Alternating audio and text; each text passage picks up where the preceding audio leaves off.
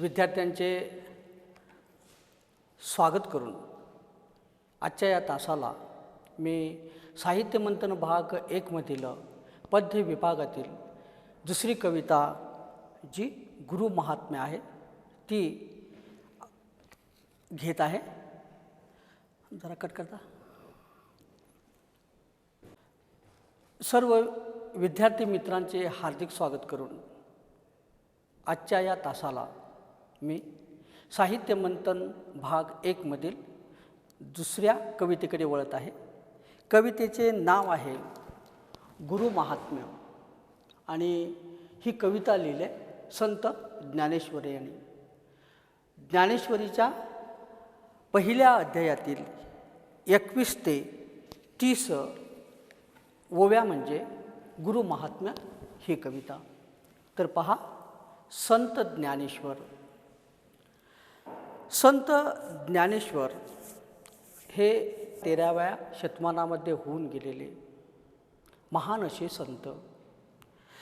ज्ञानेश्वरांचा जन्म आपेगाव, औरंगाबाद जिल्ह्यातील आपेगाव पैठण येथे श्रावण कृष्ण अष्टमी इसवी सन 1275 झाला व अवघ्या 21व्या वर्षी म्हणजे 1296 आळंदी येथे त्यांनी संजीवन समाधी घेतली.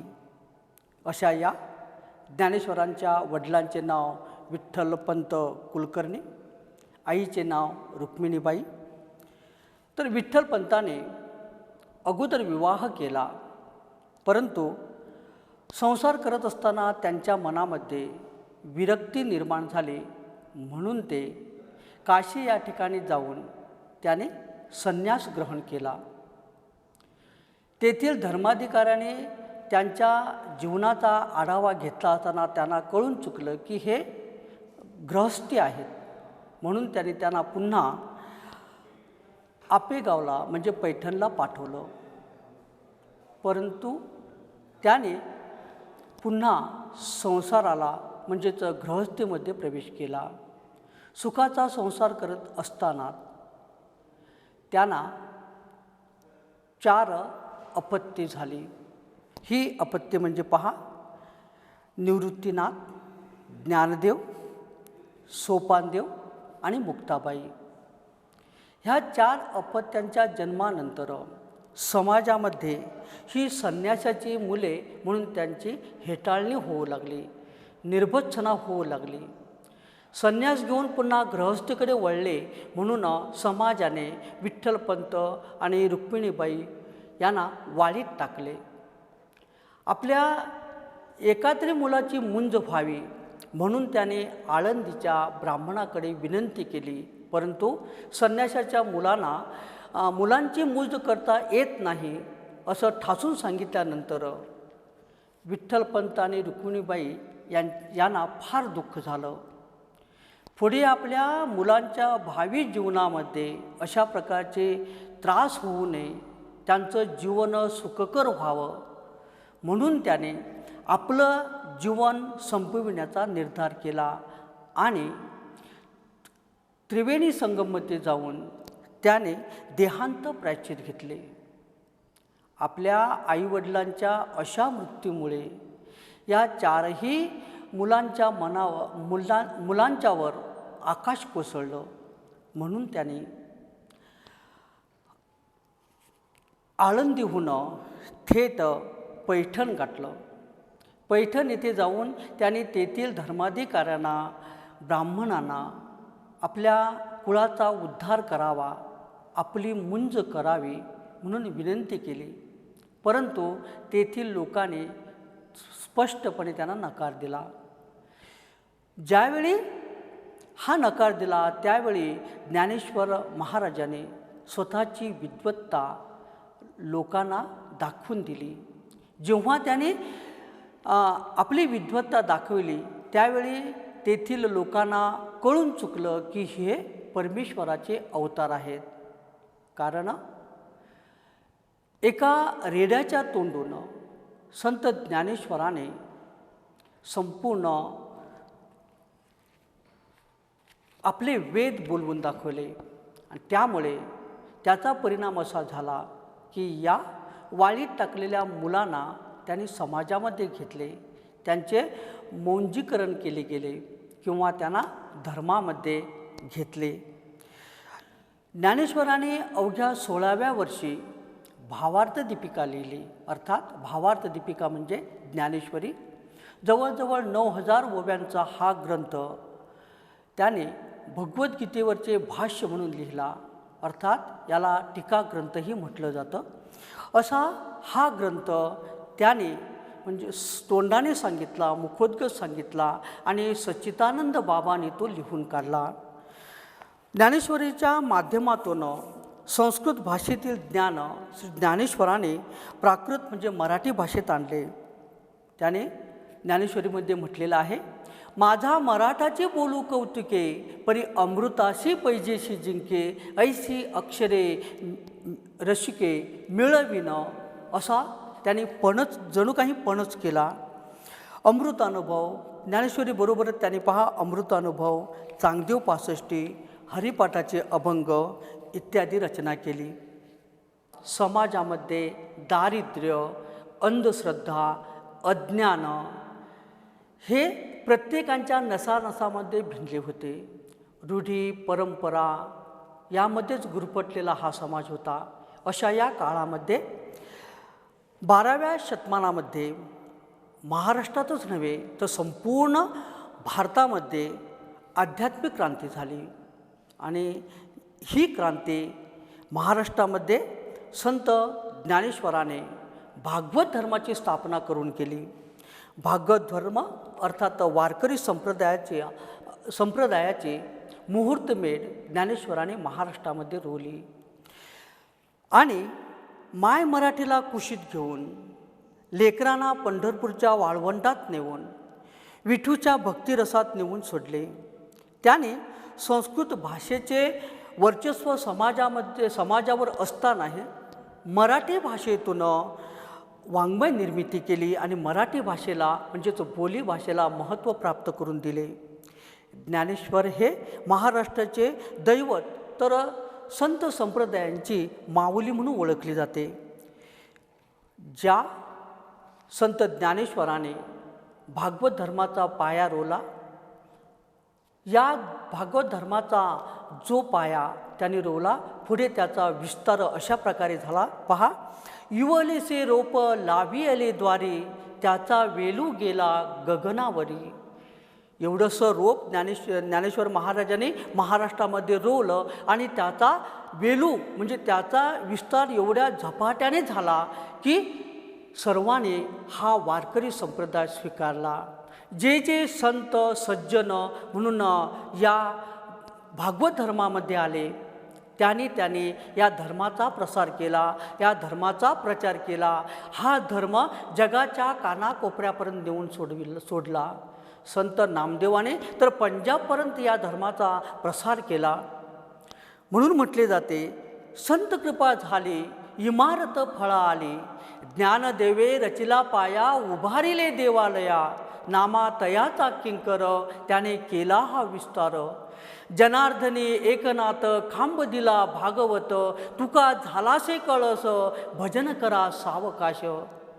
असे म्हटलेले आहे. कारण एवढा 12व्या शतमानामध्ये उदयाला आलेला हा भागवत धर्म जवळजवळ 17व्या शतमानापर्यंत भारताच्या कानाकोपऱ्यामध्ये तळपत राहिला. याने वारकरी संप्रदायाची निर्मिती केली. कानाकोपऱ्यातून खेड्यापाड्यातून अनेक वारकरी वारी करण्यासाठी पंढरपूरच्या वाळवंटामध्ये विठुरायाच्या दर्शनासाठी येऊ लागले आणि सर्व जातीतील, धर्मातील, पंथातील, वर्णातील सगळ्या लोकांना एक छत्र देणारे असे हे ज्ञानेश्वर. अशा या ज्ञानेश्वराने भागवत धर्माच्या नावाखाली सगळ्यांना समतेने वागविण्याचा प्रयत्न केला. समाजातील सर्व स्तरातील लोकांना आध्यात्मिक लोकशाहीची प्रेरणा देणारे, धर्माचे रक्षण करण्यासाठी धडपडणारे ज्येष्ठ संत, योगी, तत्त्वज्ञ, भाष्यकार, अलौकिक प्रतिभावंत संत म्हणून ज्ञानेश्वरांच्याकडे पाहिले जाते. मानवी मूल्यांची जपणूक व्हावी, समाजात बंधुत्वाची भावना, प्रेमाचा भाव निर्माण व्हावा, सगळीकडे सुजलाम सुफलाम व्हावं म्हणून परमेश्वरांना आळविणारे संत म्हणजे संत ज्ञानेश्वर. अशा या संत ज्ञानेश्वरांचे आज आपल्याला या ठिकाणी असलेली कविता म्हणजे गुरु महात्म्य. ज्ञानेश्वरांनी ज्ञानेश्वरीच्या सुरुवातीला श्री गणेश स्तवन केले आहे, त्यांना वंदन केलेले आहे. ज्या महर्षी व्यासाने महाभारत लिहिले अशा या महाभारतकारांचे म्हणजेच महर्षी व्यासांचे गुणगानही त्यांनी गायलेले आहेत. आणि त्याचबरोबर त्याने सरस्वती मातेचे गुणगान गाऊन गुरूंचेही गुणगान गायलेले आहे, त्यांचे स्तवन केलेले आहे. म्हणजे आपलं इच्छित जे साध्य आहे ते प्राप्त करण्यासाठी ज्ञानेश्वराने मनातून हृदयातून या देवतांची भक्ती केलेली आपल्याला पाहावयास मिळते. हिंदू धर्मातील दोन महत्त्वाचे ग्रंथ ओळखले जातात, महाकाव्य म्हणून ओळखले जातात, ते म्हणजे रामायण आणि महाभारत. महाभारतामध्ये युद्धाच्या कालखंडामध्ये श्रीकृष्णाने अर्जुनाला जी भगवद्गीता सांगितली त्या भगवद्गीतेवरचं भाष्य म्हणजे संत ज्ञानेश्वरी. तर पहा गुरु महात्म्य.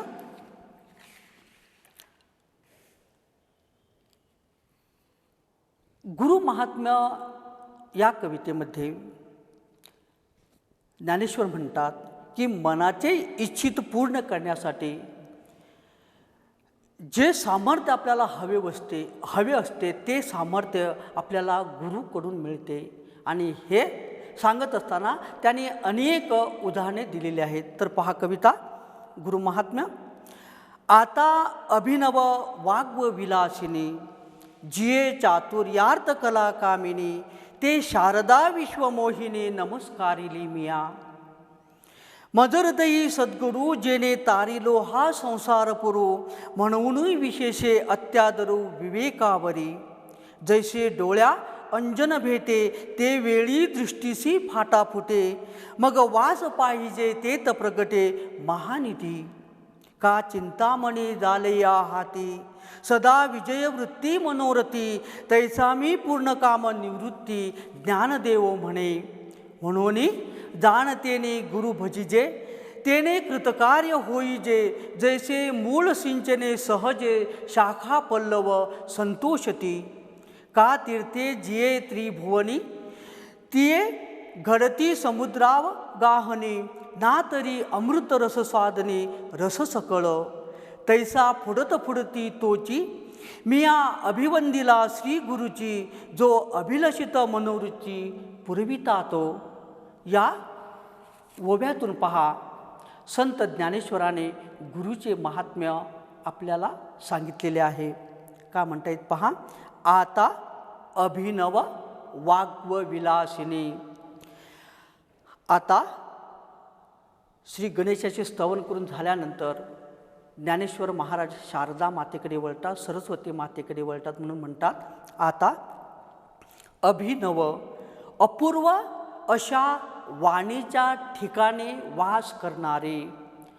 अपूर्व अशी वाणी म्हणजे जे चांगुलपणाचे बोल असतात, जे सत्याचे बोल असतात, जे अहिंसात्मक बोल असतात ते म्हणजे चांगले, ती म्हणजे चांगली वाणी. म्हणजे इतरांच्या उद्धारासाठी, इतरांच्या कल्याणासाठी, इतरांना सुख देण्यासाठी उच्चारले जाणारे जे शब्द आहेत ते चांगले गुण म्हणजे नवनवीन शब्दांची उत्पत्ती करणारी अशी जी एक शक्ती आहे ती शक्ती आपल्या जिभेवर वास करते. म्हणून का म्हटलेलं आहे की अभिनव अपूर्व अशा वाणीची देवता, विलास करणारी, आपल्या वाणीवर वास करणारी अशी ती. जिये चातुर्यार्थ कला कामिनी, जिच्याकडे चातुर्य आहे, कला आहे, विद्या आहे, अशी जी म्हणजेच अशा या कलेची, विद्येची, चातुर्याची कामिनी आहे किंवा जी यांची धात्री आहे ती म्हणजे पहा संपूर्ण विश्वाला मोहित करणारी अशी जी शारदा माता, अशी जी सरस्वती माता, ते नमस्कारिले मिया अशा या देवतेला, अशा या सरस्वती मातेला मी नमस्कार करतो. पहा इथं काय म्हटलेलं आहे, जिये चातुर्यार्थ कला कामिनी 14 विद्या आणि 64 कला असं म्हटलेलं आहे. 14 विद्या म्हटल्यानंतर पहा या ठिकाणी त्यामध्ये 4 वेद मोडतात आणि 10 वेदांगे मोडतात. शिक्षा, कल्प, व्याकरण, छंद, ज्योतिष, निरुक्त, मीमांसा, न्याय, इतिहास आणि पुराणे, याशिवाय ऋग्वेद, सामवेद, यजुर्वेद आणि अथर्ववेद असे हे 4 वेद. आणि या सगळ्यांची निर्मिती करणारी कोण आहे तर सरस्वती माता. म्हणून अशा या मातेला मी मनापासून नमस्कार करतो असे ज्ञानेश्वर या ओवीतून सांगताना आपल्याला दिसतात. मज हृदयी सद्गुरू जेने तारिलो हा संसार पुरू, म्हणूनही विशेषे अत्यादरू विवेकावरी. आता सरस्वती मातेचे स्मरण करून झाल्यानंतर संत ज्ञानेश्वर गुरुकडे वळतात. म्हणून ते काय म्हणतात, माझ्या हृदयात वास करणारे जे सद्गुरू, माझ्या हृदयामध्ये वास करणारे मज हृदयी सद्गुरू, जेने तारिलो हा संसार पुरू, ज्याच्या कृपेने मी संसाराच्या महासागरापासून माझी सुटका झाली. संसार तुम्हाला प्रत्येकाला माहीत असतो, कारण या संसारामध्ये महत्त्वाचं म्हणजे कटकट असते, दगदग असतात, व्याप असतो, दुःख असते, कष्ट असते. अशा या त्रासापासून मला सोडविले. कुणी सोडविले तर गुरु महाराजांनी मला यातून मुक्ती दिली. या संसार महापुरातून माझी सुटका केली. आणि म्हणून आत्मविचारावर मला जे करायचे आहे किंवा मला जे जाणून घ्यायचे आहे किंवा माझ्या मनामध्ये असणारे जे विचार आहेत, या विचारांना वाव करून देणारे ते सद्गुरू आहेत. म्हणून का म्हटले पहा, म्हणूनही विशेषे अत्यादरो. म्हणूनच या माझ्या गुरुवरती माझी विशेष प्रीती जडली, अत्यादरू आदर जडला, भक्ती जडली, प्रेम जडलं. म्हणून गुरु असल्यामुळेच पहा मी अशा प्रकारचे कठीण काम हातामध्ये घेतले. ते कठीण काम म्हणजे ज्ञानेश्वरी लिहिण्यासारखं, भगवद्गीतेवरचं भाष्य करण्यासारखं काम मी हातामध्ये घेतलं. आणि तेही मी प्राकृत भाषेतून लिहायला सुरुवात केली. एवढी मोठी साधना करण्यासाठी गुरु कृपेशिवाय साध्य नाही. म्हणून मी या गुरूंना मनापासून वंदन करतो. म्हणूनही विशेषे अत्यादरू विवेकावरी. या गुरूंचे महत्त्व पटवून देताना त्याने काही उदाहरण दिले. पहा, जैसे डोळ्या अंजन भेटे त्यावेळी दृष्टीसी फाटा फुटे.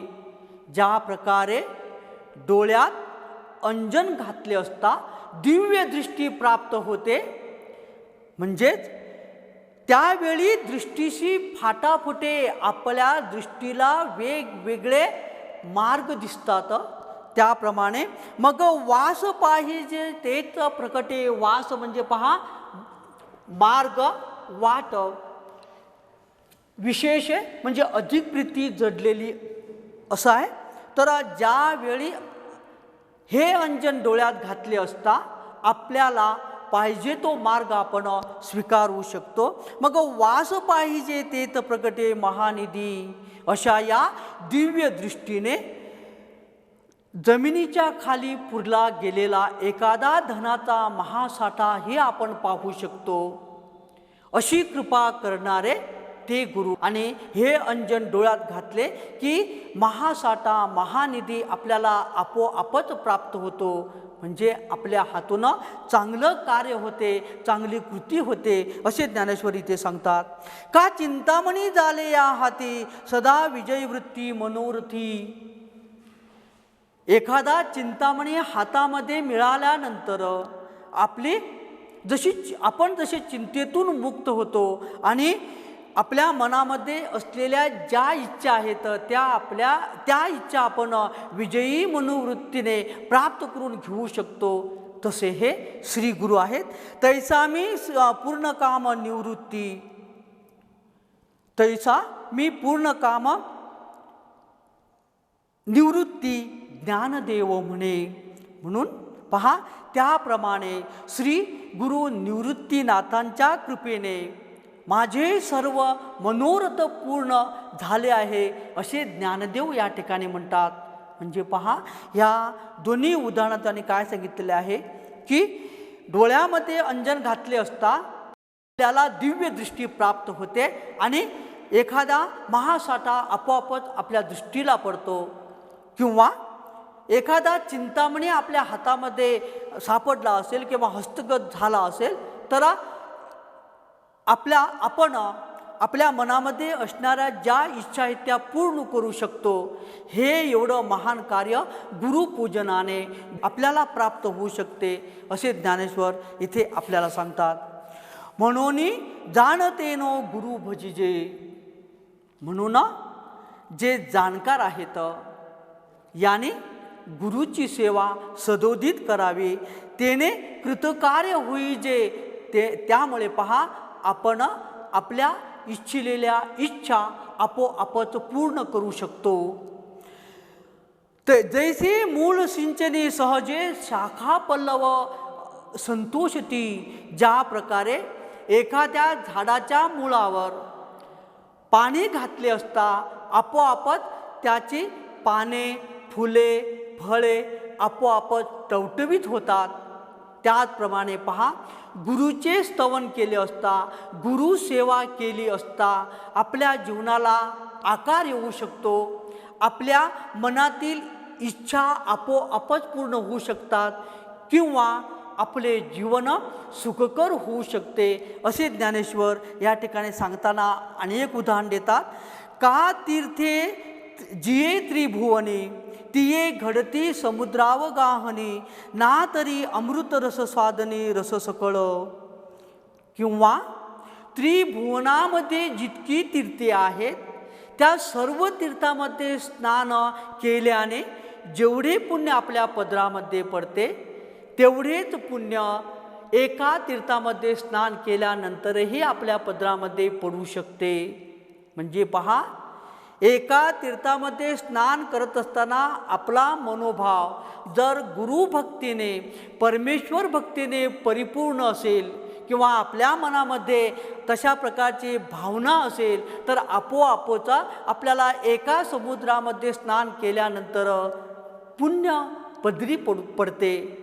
म्हणून इथं का म्हटलं आहे पहा, की का ती तीर्थे जिये त्रिभुवने, तिये घडती समुद्रावगाहने, ना तरी अमृत रस स्वादने रस सकळ. किंवा सगळ्या फळांचा रस, या रसाची चव बघण्यासाठी सगळी फळे चाकून बघण्यापेक्षा एकाच अमृताची चव जर आपण घेतली असेल तर सगळ्या फळांच्या रसाची चव आपल्याला आपोआपच कळते. त्याप्रमाणे गुरु आहेत. म्हणजे गुरु म्हणजे अमृत आहे आणि गुरु म्हणजे समुद्र आहे. गुरु म्हणजे पहा, या ठिकाणी पाणी आहे. अशा प्रकारचे वर्णन या ठिकाणी संत ज्ञानेश्वर करताना आपल्याला दिसतात. तैसा फुडत फुडती तोची, मिया अभिवंदिला श्री गुरुची, जो अभिलषित मनोरुची पुरविता तो.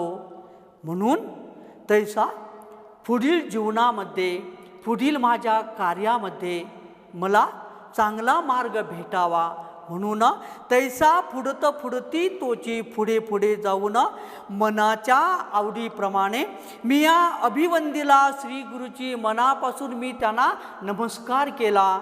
अभिवंदिला श्री गुरुजी, जो अभिलषित मनोरुची पुरविता तो, जो मनामध्ये असलेल्या माझ्या ज्या इच्छा आहेत ते पूर्ण करण्याचं सामर्थ्य त्यांच्या ठिकाणी आहे. म्हणून मी श्री गुरूंच्या ठिकाणी मनाच्या ज्या इच्छा आहेत ते त्या इच्छा पूर्ण करत आहे, त्याने म्हणून मी त्यांना वारंवार आदरपूर्वक वंदन केले आहे. तर इथे पुढे सांगताना ते काय म्हणतात पहा, इथपर्यंत संत ज्ञानेश्वराने गुरु महात्म्य गायलेलं आहे. तर पुढच्या ओवीमध्ये पहा, आता अवधारा कथा गहन जे सकळा कौतुका जन्मस्थान की अभिनव उद्यान विवेक तरुचे ना तरी सर्व सुखांचे आदी जे प्रमेय महानिधी नाना नवरस सुधाब्दी परिपूर्ण हे की परमधाम प्रकट सर्व विद्यांचे मूळपीठ शास्त्रदाता वशिष्ठ अशेषांचे. गुरुस्तवन करून झाल्यानंतर संत ज्ञानेश्वर मूळ मुद्द्याकडे वळताना दिसत आहेत. आता अवधारा कथा गहन, आता अवधारा कथा गहन. यानंतर पहा संत ज्ञानेश्वर म्हणतात की सखोल विचारपूर्ण अशी जी कथा महाभारताची आहे ती कथा आपण लक्ष देऊन ऐका. जी आश्चर्याची जन्मभूमी आहे किंवा तो विवेकरूपी वृक्षांचा अपूर्व असा बगीचाच आहे. जे ज्ञानेश्वराने महाभारताची कथा सांगत असताना महाभारताविषयी सांगितले की ही कथा म्हणजे विवेकरूपी वृक्षांचा मोठा बगीचा आहे. आणि या बगीच्यामध्ये पहा की अभिनव उद्यान विवेक तरुचे, की हे अभिनव असे उद्यान आहे की ज्या ठिकाणी पहा सर्व सुखाचे मूळ आपल्याला पाहावयास मिळते. सर्व सिद्धांताचा हा महाठेवा आहे. ना तरी सर्व सुखांची आदी ते जे प्रमेय महानिधी, या ठिकाणी सर्व सुखे हात जोडून उभे आहेत. हा अमृताचा जणू महासागर आहे असे ते या ठिकाणी सांगताना पुढे काय म्हणतायत पहा, नाना नवरस सुधाब्दी परिपूर्ण हे, ज्या ठिकाणी अनेक नवरसांची उत्पत्ती झालेली आहे असा हा महासागर किंवा हा सिद्धांताचा ठेवा आहे. तो सिद्धांताचा ठेवा म्हणजे महाभारताची कथा की परमधाम प्रकट सर्व विद्यांचे मूळपीठ, ज्या ठिकाणी प्रत्येक माणसाला प्रत्येक जीवाला मोक्ष प्राप्त होतो किंवा ज्या ठिकाणी उघडपणे आपण मोक्ष पाहू शकतो किंवा जे सर्व विद्यापीठांचे मूळपीठ आहे किंवा ज्या ठिकाणी आपल्याला सर्व समस्यांचा आधार कशा प्रकारे आपण घेऊ शकतो याचे विश्लेषण ज्या ठिकाणी आहे अशी ही महाभारताची कथा आपण आता सावधपणे ऐकावी असे ज्ञानेश्वर म्हणतात. तर अशा या ओवीतून संत ज्ञानेश्वराने गुरुचे महात्म्य सांगत असताना महाभारताचे महात्म्यही सांगितलेले आहे किंवा त्याचे महत्त्व पटवून देण्याचा प्रयत्न केलेला आहे. काही ओव्यावर जोर दिलेला आहे. त्या ओव्या अशा प्रकारच्या आहेत. जैसे डोळ्या अंजन भेटे त्यावेळी दृष्टीशी फाटा फुटे, मग वास पाहिजे तेत प्रगटे महानिधी. या ओव्या काय सांगून जात आहेत पहा.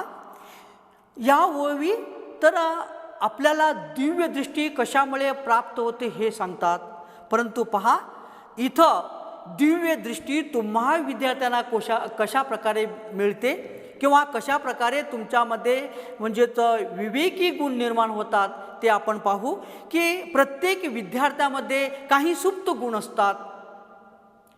प्रत्येक विद्यार्थी अनेक गुणांनी परिपूर्ण असतो, परंतु विद्यार्थी दशेमध्ये हे त्यांची गुण व्यक्त करण्यासाठी त्यांना शिक्षकांची गरज असते. याचं उदाहरण देताना पहा, एखाद्या विद्यार्थ्यांना गुरुजी म्हणतो, ये रे बाळा इथं येऊन जी कविता आज मी तुम्हाला शिकवली ती जरा वाचून दाखव असं म्हणून सांगतात. तो विद्यार्थी यायला भीतो, घाबरतो, तरीही तो शिक्षकांच्या आज्ञेवरून येऊन कविता वाचन करतो. पहिल्या दिवशी त्याला म्हणजे तो वाचत असताना तो अडखळतो, हातपाय लटपटायला लागतात, शब्द तोंडातनं स्पष्टपणे बाहेर पडत नसतात. असं करता एक दिवस, 2 दिवस, 3 दिवस असे निघून गेल्यानंतर आपोआप त्याला कळते की मी सुंदर कविता वाचन करू शकतो, कविता वाचन करण्याचं धाडस माझ्यामध्ये आहे. अशा प्रकारे पहा, गुरु प्रत्येक विद्यार्थ्यांच्या सुप्त गुणांना वाव करून देतो. किंवा एखाद्या वेळी क्रीडा स्पर्धा असेल तर बाबा रे तुला उडी या स्पर्धेमध्ये भाग घे म्हटल्यानंतर विद्यार्थी, सर मला 5 फूट कुठे 2 फूट उडी मारायला येत नाही, मी भाग घेत नाही, मला उडी मारता येत नाही, अजून परत मी कुठल्याही क्रीडा स्पर्धेमध्ये भाग घेतलेला नाही असं म्हणून सांगत असताना गुरुजी किंवा तेथील जे शिक्षक असतात ते त्याच्या सुप्त भावनेला चालना देतात. मग पहिल्या दिवशी 2 फूट उडी मारतो, दुसऱ्या दिवशी 3 फूट उडी मारतो, चौथ्या दिवशी 4 फूट उडी मारतो आणि 5व्या दिवशी एकदम 5 फूट उडी मारून स्पर्धेमध्ये ती स्पर्धा जिंकतो. म्हणजे पहा, अशा प्रकारचं हे जे अंजन आहे, गुरु प्रत्येक विद्यार्थ्यांच्या प्रत्येक शिष्यांच्या डोळ्यामध्ये घालतो. तर का चिंतामणी झाले या हाती, सदा विजयवृत्ती मनोरथी.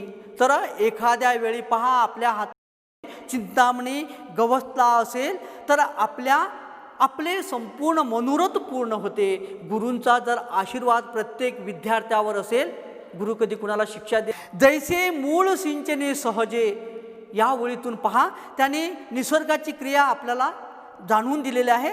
तर निसर्गाची क्रिया इथं व्यक्त करत असताना आपण लावलेल्या झाडाच्या मुळावर पाणी घालतो, परंतु काही झाडांच्या मुळावर निसर्गच पाणी घालतो. एखादं झाड लावल्यानंतर ते मोठं बहरते, त्याला फळे येतात, परंतु त्याला लागलेली फळे वा बहरलेल्या फुलं वगैरे कधीही त्याचा आस्वाद तो वृक्ष घेत नाही, तर ते सगळं तो इतरांना देऊन टाकतो. कधी एखादं फळ चाकून पाहूया असं म्हणून तो कधी पाहत नाही. तशा प्रकारचे गुरु असतात. जे ज्ञान त्याच्याकडे असेल ते ज्ञान तो दुसऱ्यांना देत सुटणारा तो म्हणजे गुरु. म्हणून इथं का म्हटलं आहे, ही जी नैसर्गिक क्रिया आहे, ही नैसर्गिक क्रिया प्रत्येक माणसाला संजीवनी देऊन जाते. तर इथं पहा, नाना रस सुधाब्दी परिपूर्ण हे महाभारताची कथा अनेक रसाने युक्त आहे. त्यामध्ये असणारे रस पहा, शृंगार, वीर, करुण, रौद्र, हास्य, भयानक, बिभत्स, अद्भुत, शांत अशा अनेक रसाने ही महाभारताची कथा लिहिली गेलेली आहे. आणि त्यातून पहा, त्या कालानुसार तो रस आपल्याला पाहावयास मिळतो. किंवा पहा की परमधाम प्रकट सर्व विद्यांचे मूळपीठ, सर्व विद्यांचे माहेरघर म्हणजे महाभारत.